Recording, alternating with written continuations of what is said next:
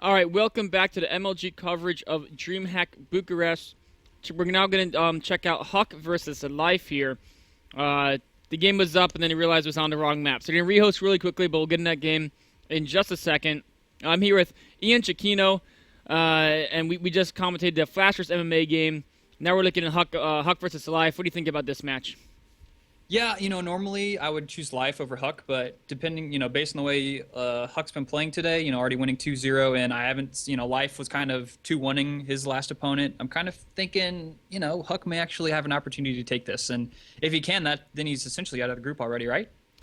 Yes, Or there could be a three-way tie with three people being 2-1, and that does happen sometimes. But he's looking very, very strong to be out of the group, and I mean, if he beats Life, he's going to get out of the group. It's that simple, right? Yeah. So I'm really curious to see what Huck's going to do here. And I'm really looking forward to see what Life's been, what he's up to, if his style has changed at all, or just what he's going to bring to the table today. Wow, this is Oh, I see. This is going to be. It looks like we're on this. Sorry, they hosted up a different map, so it's going to be a little bit confusing. Are you in this game? No, I need an invite. Yeah, let me grab you. Yeah. Let me let them know not to boot you, or we'll have a remake, of that Flash vs. MMA game one. Here we go. All right, so it's going to be Belshir Vestige, and it is going to be Life versus Huck. This should be a great match here. On Belshir Vestige, the great thing about Life is... Go ahead. Yeah, I was going to say, the great thing about Life is that you don't really know exactly how he's going to play. He could 6-spool. He goes straight to mutas off 2-base. He could play standard Roach Hydra. He often loves to do mid-game Hydra switches against Protoss. And it looks like Huck's saying the map pool after this, it's going to be Akalon Waste and then Star Station. Alrighty. Countdown has begun. So, Belshir Vestige here.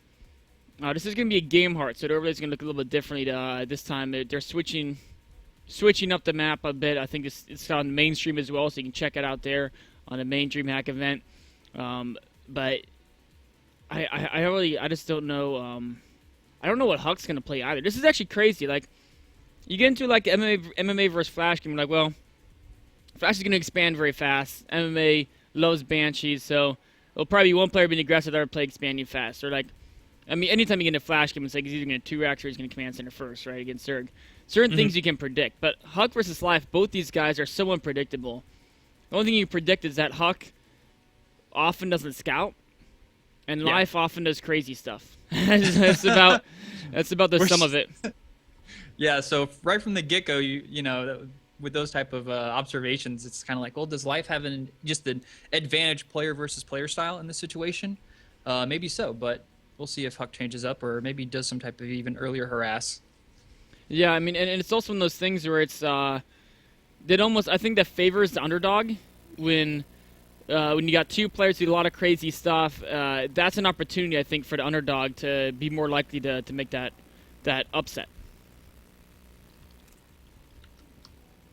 So here we are, a spiffy new overlay. And the cool thing is, I think when you can quite easily... Oh, yeah, so they changed all the hotkeys on me, so it's taking me a second, but we figured it out now. None of mine working anymore. Yeah, Game Heart overrides all your settings, so... but I mean, once you figure it out, it's not too bad. It's pretty cool here. No 6-spool from Life. Of course, that's more something you'd see him do on like a Whirlwind or a 4-spawn map. And there's not even going to be a Whirlwind because Game 2 is going to be Akalon Waste. And then if that game, if it's at 1-1 after that, Game 3 will be on Star Station. Or maybe our reverse Game 2 and 3. But Akalon Waste and Star Station are the other two maps in the series. So this is probably... out of those maps, we've actually got two maps, both Akalon Waste and Belshir Vestige, are both great maps for third-base Protoss styles. Star Station is a terrible map for 3-base Protoss. I mean, you can do it, but... it's hard. It's a very hard map, and, knowing Huck's style, I would kind of expect that would be the map where you'd go for maybe a 2-base all-in play. Yeah, he loves, like, the 7-8 gateway type attacks. Star Station's... Yeah, go ahead. I would say Star Station's a great map for that. And look at Huck already heading to probe out across the map. So doing some Yeah. early scouting, and it's going. Where's that? Is that going down to the third, or where's that headed to? I think it's just going straight to the natural. Okay. It just took the left side of the map instead of the right side. We do have a very fast gas from live, so this is interesting, and this is definitely looking to be very aggressive here. You know, the 14 gas 14 pool, and this can be very dangerous to Huck. But is Huck not going to scout it either? The drone. Oh, he's going to go back to defend to block this Yeah, expansion. exactly, and this could be dangerous because if he doesn't know when speed gets up, like ideally against this type of speedings, he'd get the Mothership Core right when the Cybernex Core finishes. He'd get a Zealot out. Now he's going to come in. Yeah, okay. No, He turns back around. Wait, you need to go in that base to see this gas. He has to do that. Absolutely. Because see how much is gas that's actually in there. So he sees it now. Minded, he sees the speed timing. So yep. And that's big because right now he might end up getting his third pylon before the Nexus. I think a lot of times the Protoss wants to get the Nexus at 2021 supply. But given that he saw the potential for fast speedings, he may play a little more safe. Or he may just say, you know what? I've done this build against those speedings before, and I know I can defend it. Yeah, this is just where it comes down to the fact, have you done this build so many times that you know the ins and outs of it, you know what you can defend, what you can't defend, and how you need to adapt to situations like that. So let's see if he's actually got that much preparation. And he might get this Overlord. Double Chrono Boost on a Stalker to get out as fast as possible. And if you kill an early Overlord this early in the game, that really sets Zerg back, especially if you're trying to mass Zerglings, which actually life is. Yeah, and he's got no Overlords in production right now, speaking of that. So this might actually supply block him. As soon as that finishes, he's going to have to make... Oh, there's the next Overlord. Oh, look at that, though. Trapping the Stalker. A great move there by Life, and it's still stuck. I think it was still stuck. Oh my god, those two Zerglings still had that guy trapped there. That was crazy. Oh man, Life gets so much out of his Zerglings. And look at this. Huck actually doing the full wall before getting the Nexus. Oh, Life wants that probe. He might actually get it because speed will finish up in just a few seconds. Every probe kill does add up. Yeah, there it goes. Finished, and we got 6 Zerglings heading out across the map. They can pick off that wall very easily. That Zealot can't push out to defend this. No, they'll just walk right by him. Yeah, he's got another Zealot on the way, so he can push that in just a second. He's going to be able to throw up a Nexus, and this Mothership Core should be enough to hold these Zerglings off. But if they get this gateway, that'll be a nice pickup. Yeah, he's making a further wall back a bit, but more and more Zerglings are running in here. A cannon's going up. At the very least, the Nexus is being quite a bit delayed. Life starting to add in drones behind this, but picking off these gateways, it'd be a nice win for him. He might even force another building up here. Oh, wow. Man, I mean, this is at a point where even if Huck holds it... Oh, no! He gets in! That's a lot of Zerglings in your main. He's got enough. Does he have enough energy for No, he needs 10 more. That's like 18 in-game seconds before he's going to have it. He will have it fairly soon, but already probes are being damaged. Seconds matter here. And Life is going for the sentry. He gets a surround. Oh my god, he gets the sentry, and now the Zerglings, they can't really do anything in the front because there's a cannon there, but they can just do whatever they want in the main here until that Mothership Core... Okay, there it goes. It's going to use that Photon Overcharge, but he could still just run out of there, wait for the time to go down, and then come back in, but he's done a lot of damage here. Or can you run out of there? Huck says no. A great force field really traps a good number of the speedlings. Yeah, he wasn't expecting that force field to be there, that's for sure. No, he was not. It looks like they're finally be taken out. So, Life did what a lot of people call an all-in because he has to do a lot of damage to be on even footing. But if you take a look at things, I mean, how do you look at workers killed on this? It's just at the bottom. It should be Control R. Yeah, it's not working. It doesn't work. No, whatever. Units lost. Whatever. He's done a good amount of damage. Let's put it that way. He's got his third hatchery up at about the same speed that the natural Nexus is going up, so he's definitely heading bases. He's up by 12 workers, and he killed those 2 front gateways. Often when you do a build like this and you delay the opponent's expansion, you're worried about that counterattack. There's 3-4 gateways Protoss has. You want to be droning up, but all of a sudden Zealot Sentry push can really kind of force you to build a lot of units. But getting those 2 gateways early on means that the threat of counterattack is much, much weaker than it could be, and he's free to just make drones like a madman. Yeah, he can make drones, and then on top of that, he has an opportunity to go in for another big attack relatively soon because he's making a Roach Warren up, and he's getting 1 evolution chamber, so I wonder if he's planning on having another big attack coming in soon, just knowing the fact that the warp gate count is really low, and he hasn't had that opportunity to, continue to make units. Yeah, I think the Roach Warren right now is probably more preventative measure in case of the gateway attack coming in. But here comes some roaches. So he's happy at his drone count right now. He's at 51 drones against 28 probes. You're right. At this point, all he could do is just spam the R button, probably throw him at Huck, and it's gonna be pretty tough for Huck to defend that. Yeah, he's only got the +1 upgrades coming. He's gonna have layers, so that's gonna let him get roach speed. And I'm just imagining Life just gonna turn on the, the Startail. What's the old Startail player?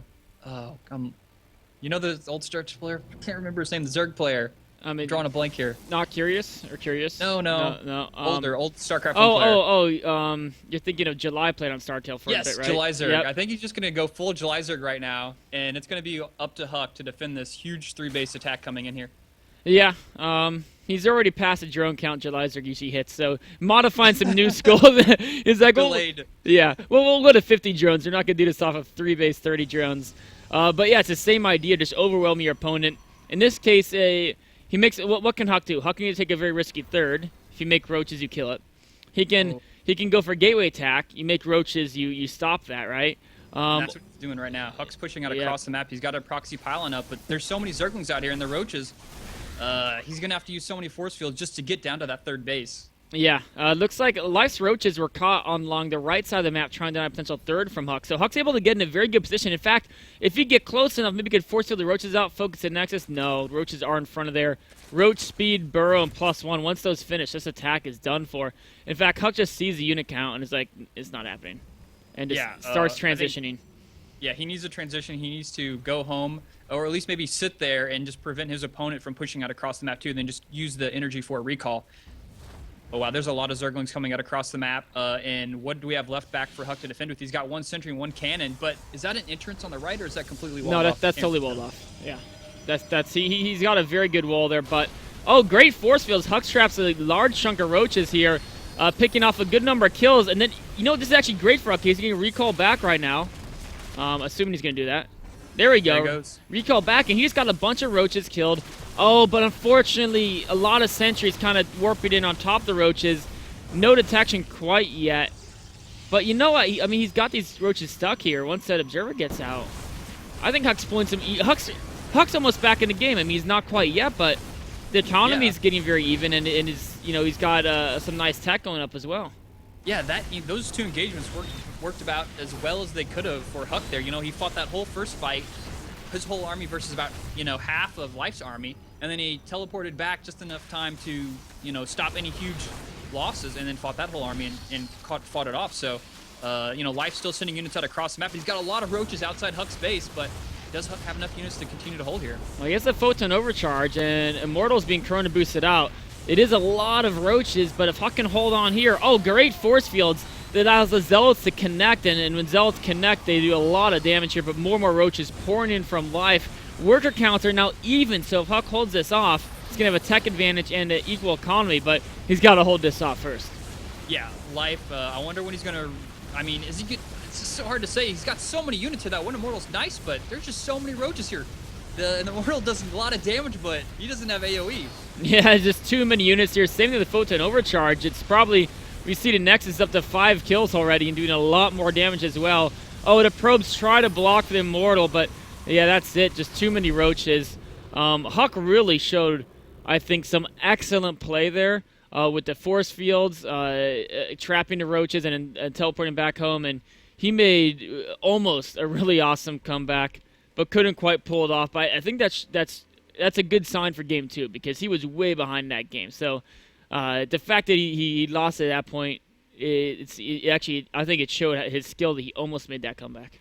Yeah, the opening that Life did just did so much damage to Huck. Yeah.